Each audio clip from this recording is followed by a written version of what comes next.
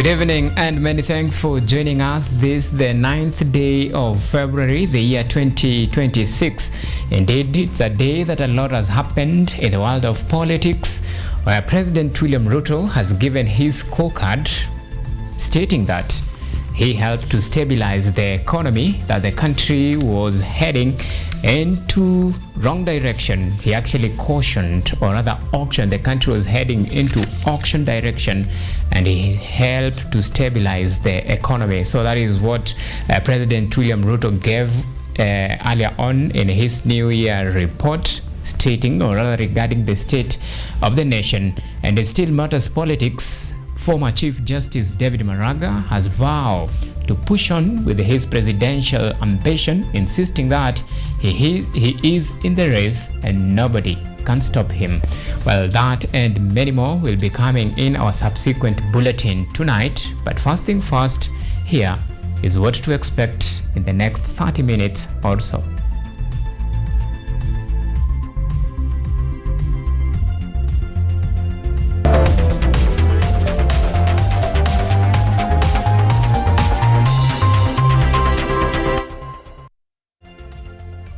This is Kutv Primetime News with Auma Evans. And of course, on our sign language interpretation department tonight is Francis Okinyi. And of course, remember, you can follow us on all of our social media platforms. We are coming to you live on YouTube at KUTV News Kenya. You can tweet us on X at KUTV_Kenya, at Auma Evans, the hashtag to use, Primetime News. So tonight we begin with the latest.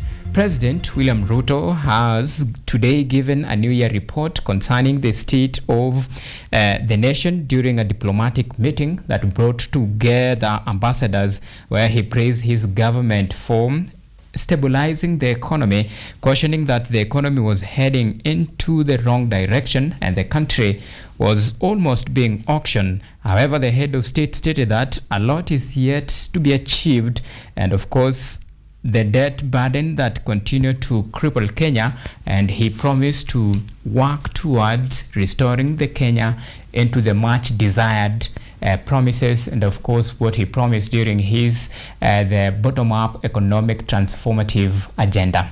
Let's take a look at this story that was produced by our political affairs reporter Edward Nyamu.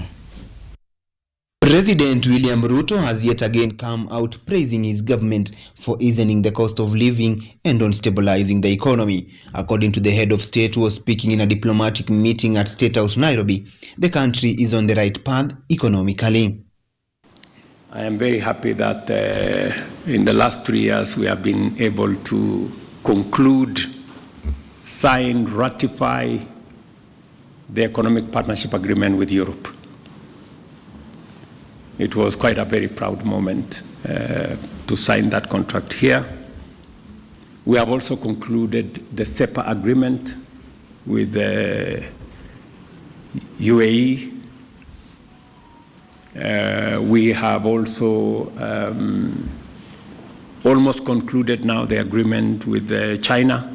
While lauding the agricultural sector, the president highlighted his government has made progress in exporting food. The president repeatedly stated that Kenya's agriculture sector is the gateway to easing Kenya's market globally.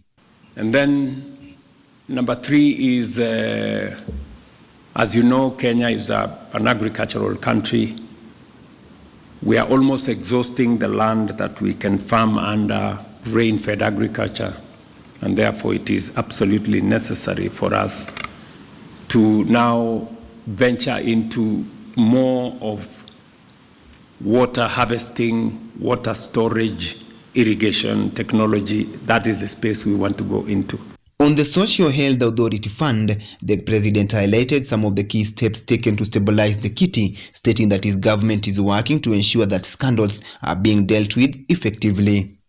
The Constitution mandates us that we must be intentional on making sure that there is intergenerational equity. Kenya's stand in restoration of peace was said to be essential in preventing instability, with the president calling on European agencies to stand with Kenya as it leads the fight on peace across countries. Beyond our immediate region, Kenya continues to contribute responsibly to global peace and security as lead nation in the multinational security support mission in Haiti. In Somalia, Kenya continues to encourage constructive dialogue between the federal government and the federal member states as the foundation for national cohesion and effective governance. In South Sudan, Kenya reiterates its call to all parties to fully honor their commitments under the revitalized peace agreement. African independence was also highlighted, with the president calling on African leaders to unite for the sake of putting African financial independence on a high level. We have developed alternative mechanisms of trying to make sure that we fund the African Union 100% by ourselves, so that whatever partnership exists will be additional to what we are doing as leaders and as countries in this continent. Number two, we are looking at the peace and security infrastructure. The New Year diplomatic meeting was to give the government's plan during its 3 years in office. Edward Nyamo, Kutv. Right, thank you, Edward Nyamu, for that comprehensive reporting. Now, still matters politics. The former Chief Justice David Maraga has insisted that he is very much alive in the presidential race ahead of the 2027 polls. Speaking during issuance of ID campaign in Garissa County, the former Chief Justice insisted that the country is ready for new leadership and a genuine change. Akida Kasim reports. Former Chief Justice David Maraga has once again confirmed that he will contest the presidency in 2027, warning those who doubt his resolve to brace themselves for a major political surprise. Wananiambia CJ, we are behind you. Currently on a tour of the northern region, Maraga blamed poor leadership and corruption for stalling development, while urging citizens to register as voters in the election. Misa kila mmoja bila kuwa na kura, your voice will not be heard. Tunataka kuhimiza Wakenya wote wajiandikishe kama wapiga kura. Come 2027 tupige kura. Addressing residents of Garissa during the Katiba Caravan exercise, Maraga said the warm reception he counts to receive across the country is a clear sign that Kenyans are tired of a broken leadership system and are demanding fundamental change. Leadership ambao wakiingia kwa uongozi ni kama hiyo kiti ni ATM yake. Pesa ile ambayo inatakikana kutumika kwa mahitaji ya wananchi inaibiwa kiolela. Na kitu ambao kinahuzunisha kabisa ni kwamba serikali haifanyi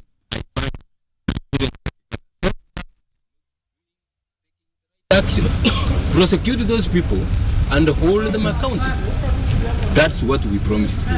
Maraga called on the Independent Electoral and Boundaries Commission (IEBC) to intensify voter registration efforts in pastoralist regions so that nomadic communities are not left behind democratically. Ni wajibu wa IEBC kuendelesha hii uandikishaji wa kura iende na waende kila pahali, watembee kila pahali ndio waweze kuandikisha. Wakiongojea ati waje kufanya wakati kura imekaribia, utapata wakati huo wafugaji wako msituni huko.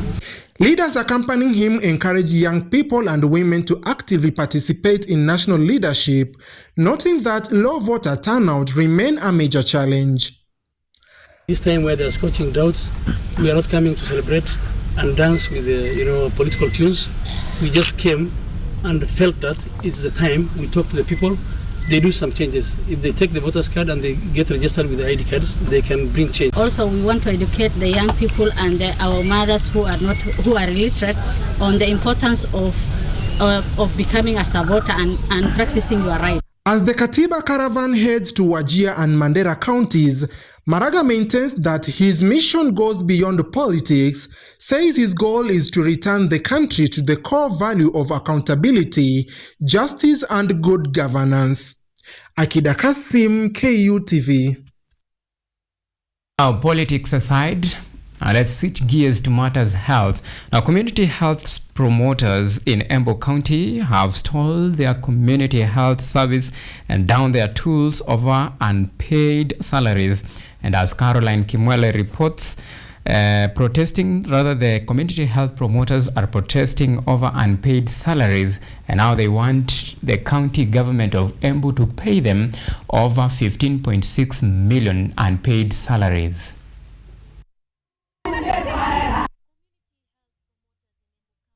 Have today downed their tolls and withdrawn health services after going on strike, citing prolonged delays in the payment of their salaries.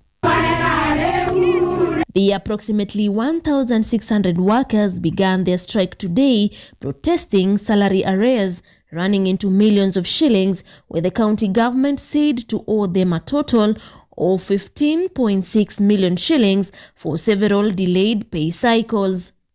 Kuna pesa yetu ambao hawajalipa ya November and December 2024, na ndio tumekuja kushirikiana pamoja ili tuweze kuambia watupe pesa yetu sababu tumefanya kazi.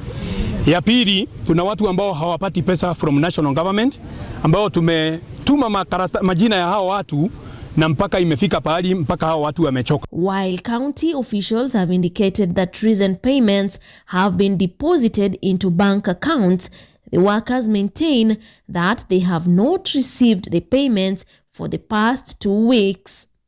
Miezi ine hatujalipwa na county.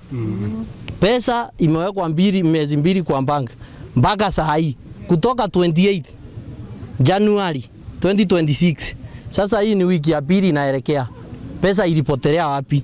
Tunaambiwa kila wakati saa hii tutalipwa, pesa itafuatiliwa mpaka lini? The delays have raised suspicion among the workers regarding the management of their funds, with complaints extending even to the national government, which has been largely blamed, as some workers claim they are owed salaries of up to 9 months. Tumecomplain, list zimeenda, tumefanywa correction mpaka tukachoka. Kwa hivyo hata nayo tunauliza, tukifanywa hiyo ingine yote, hata hiyo tukumbukwe, ifuatiliwe ilienda wapi, ili tuweze hata sisi kulipwa, kwa sababu kazi tumefanya, tunaandai haki yetu. Beyond payment issues, the workers have also emphasized the lack of basic medical supplies, reporting that they have informed the county government about the shortage, but to date, they have not received any supplies. Caroline Kimwele, KUTV. Now, following the worsening drought situation in the country occasioned by the short rains, the government has examined the national foods and nutrition security in order to provide water, livestock feeds, and other intervention for the 3.3 million Kenyans and families struck by the hunger and drought and in need of assistance nationwide. And more resources have been made available to buy more food and non-food stuff. Many counties, up to 23 counties, are in need of support in terms of human food, livestock feed, and other drought mitigation interventions. Overall, 3.3 million people across our country are affected, and we also need food to reach our schools to make sure that our learners are not disrupted by the ongoing drought situation.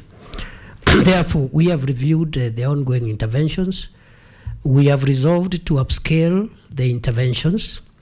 We have also resolved to diversify the food available so that we can take care of sensitive, special sections of society. Meanwhile, 4 senators from the Senate Public Accounts Committee, led by its chair, Moses Kajwang, have been accused by the Council of Governors for extorting and intimidating and harassing governors during the Senate audit inquiries. The 4 senators, according to the Council of Governors chair and Wajir Governor Ahmed Abdullahi, are extortionists who typically threatens governors who refuse to comply with the requests, embarrassing them in the process, stating that they have decided not to attend the Senate Public Accounts Committee until their differences are resolved. On governors' appearances before the Senate County Public Investment Committee, we note with concern that governors are required to appear several times before this committee to discuss investment issues, including various funds in the counties. Governors have therefore resolved that they will only appear once before this committee of the Senate County Public Investment Committee, once for every audit cycle.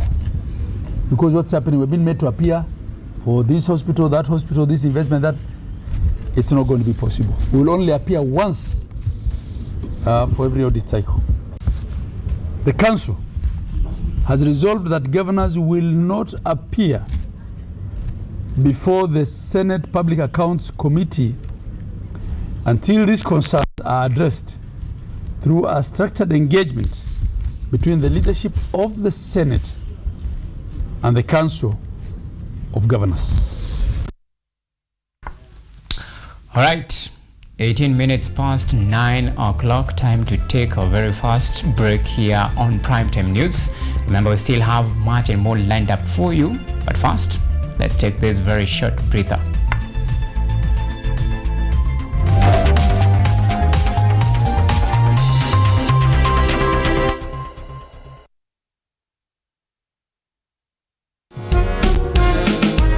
A new era, a new people. This is the Law Matters Show.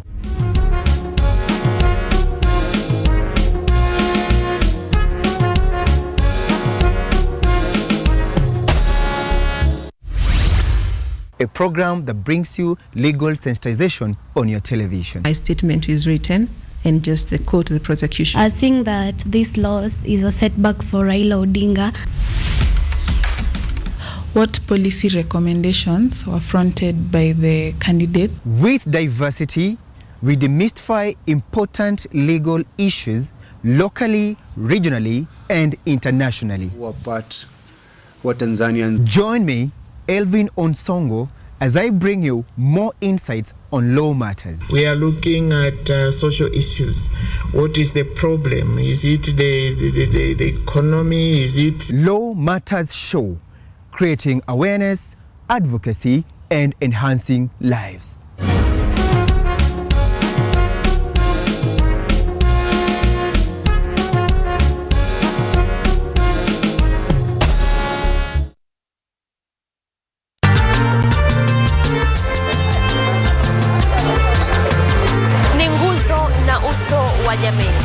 Kupanda shuka, akawa tuzo, ukakamavu wake, ukatii na kumfanya mwenye bidii. Kwa machozi na makeke, akabaini jinsi ya kuwini. Huyu ni mwanamke ngangari, kwa jinsi alivyo ng'ari-ng'ari. Mimi ni mwanamke mwake. Usikose kutazama kipindi cha mwanamke mwake, nami Caroline Kimwele.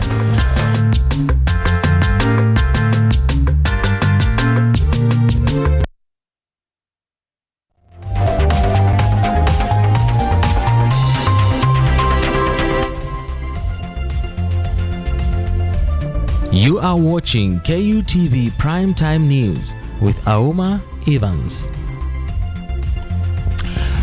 Welcome back and thank you for keeping it Primetime News. So let's continue informing you, shall we?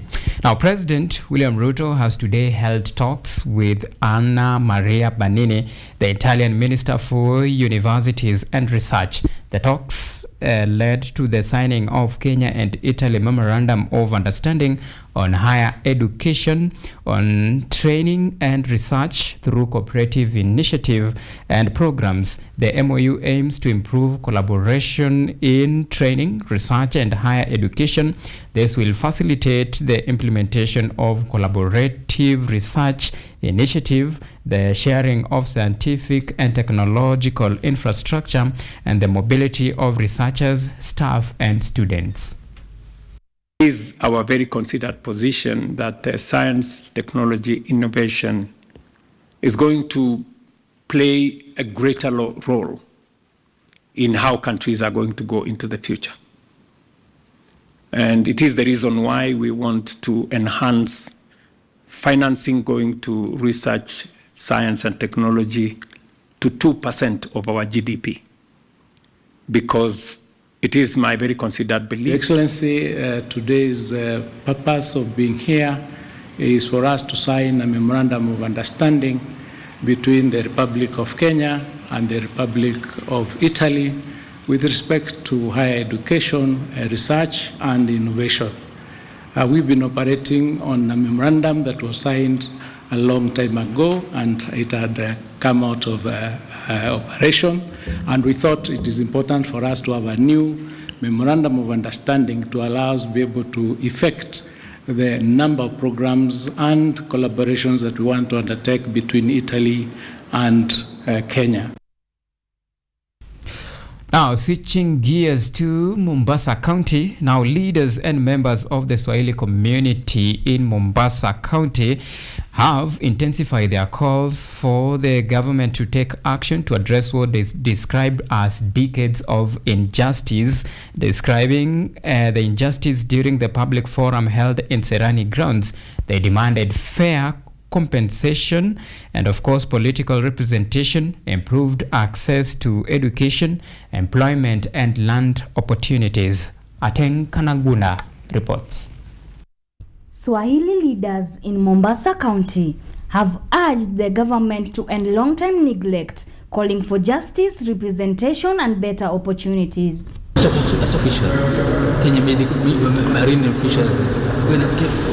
Addressing the press, Community Representative Alawi Abzen said the Swahili people continue to face systemic challenges despite having a large population in Mombasa and coastal region. Ukiangalia kwa undani kabisa utaona kwamba nafasi za kazi hazilingani na matarajio yetu. Sera ya serikali ya kuajiri watu inasema kwamba kama shirika liko Mombasa, basi sura au wenyeji wa Mombasa at least 70 au 65 kwa 100 wawe ni watu wa pale. Mohamed Munyipembe highlighted unresolved historical land injustices, saying many Swahili families remain squatters.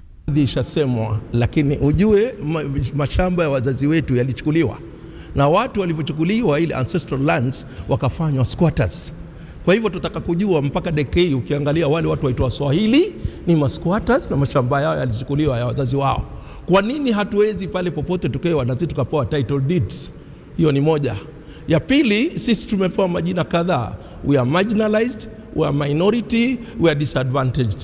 Mbona hatupewi kama vile constitution ilivyosema wale minority wakapewa priority kama wale wengine? Meanwhile, Salima Kombo raised concern about discrimination in education, saying qualified Swahili teachers are often denied key positions.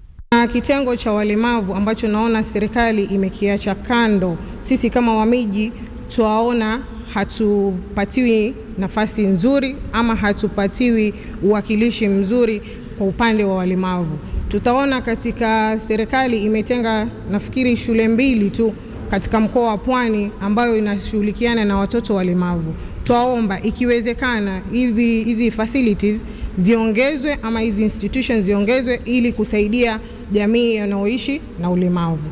Swahili leaders called on the government to take urgent action, warning that continued neglect threatens opportunity, equality and youth stability in Mombasa. Atenka Negunda, KUTV.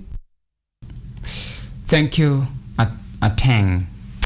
At the same time, global shipping gets underway for extensive reforms aimed at lowering greenhouse gas emission, African nations have been asked to take coordinated approach to support and influence the International Maritime Organization's net zero framework. The scattered nations' reaction to the NZF may result in the greater cost, decreased competitiveness, and diminished influence in the international maritime governance, according to warning from the Association of African Maritime Administrations. The framework is the first global climate policy of its type to guide the industry towards net zero emission by the middle of the century. It is therefore important that we meet here in Mombasa to speak honestly about the opportunities and risks that global decarbonization measures may pose for African countries. The transition to low emission systems offers many opportunities for Africa. This includes modernization of ports and maritime infrastructure, attraction of new forms of investment and green finance, development of alternative fuels and associated industries, skills development and technological upgrading, enhanced resilience for coastal and port infrastructure, and a stronger African voice in shaping future maritime norms. Switching gears to Mount Kenya politics. Now, Public Service Cabinet Secretary Geoffrey Ruku has criticized some of Mount Kenya leaders for missing the installation of Methodist Church presiding Bishop Dr. John Maromba, warning that their absence signalizes rather political disengagement and division, despite calls for unity, cooperation, and at the same time, Chief Justice Martha Koome has issued a rallying cry to Kenyans to embrace dialogue and reconciliation to promote social harmony. Nataka kutoa pongezi mingi sana kwa Bishop Maromba na familia yake pamoja na kanisa kwa hii nafasi ambayo Mungu amempea to be the presiding bishop for the Methodist Church in Kenya. I was expecting, if it's about hii mulima tunaambiwa kila siku, hiyo mulima yote, picha ya mulima yote ingeonekana hapa siku ya leo. Lakini inaonekana, the only picha ambayo inaonekana siku ya leo ni picha ya Mount Kenya East. Kwa hivyo natuma huyu ndugu yangu huyu Linturi aende ambie wenzake hao wanapiga kelele kila siku, awaambie tunaangalia na tuko chonjo. It can't be tulikuwa na wao na Kibaki na Uhuru Kenyatta na Jomo Kenyatta, lakini wakati kama huu hawaonekani. Wakati tuko na Kindiki wanatuambia serikali ni mbaya.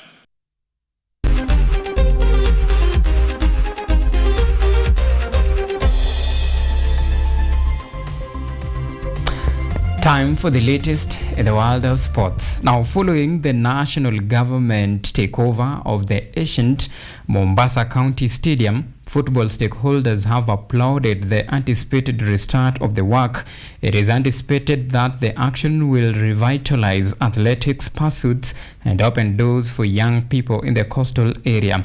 And after 15 years of delay caused by financial difficulties and the contractors' final decision, the national government has now committed 1 billion Kenyan shillings to the construction of the 15,000-seater stadium.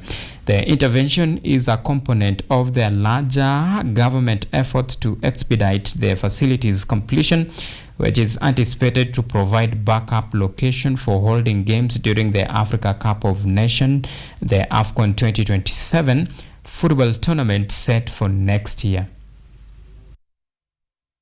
Hii ground nimechezesha zaidi ya mechi 100 na nimechezesha ground nyingi Kenya hii kama referee. Na hili jambo lilikuwa likituma sana kwa sababu watoto wetu walikuwa wanapotea.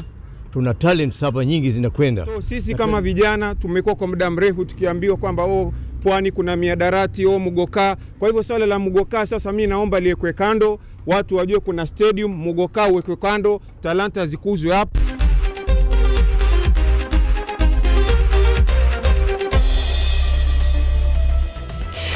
Alright, we promised and we delivered.